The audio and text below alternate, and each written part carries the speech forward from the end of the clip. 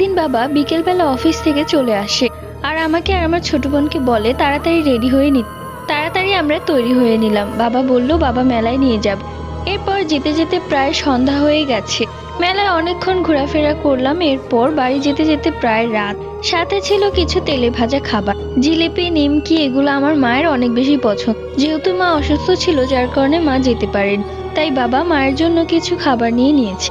তখন রাত প্রায় 9টা। এরপর আমরা রিকশায় উঠি।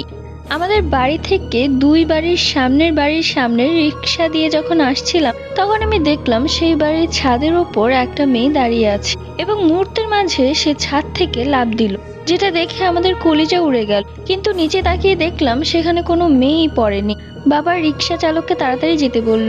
পরে জানতে পারলাম যে সেই বাড়ির ছাদে অনেকদিন আগে একটা মেয়ে আত্মহত্যা করেছিল। এরপর মাঝে মাঝে রাতের বেলা সেই মেয়ের আত্মাকে এভাবে দেখা যেত।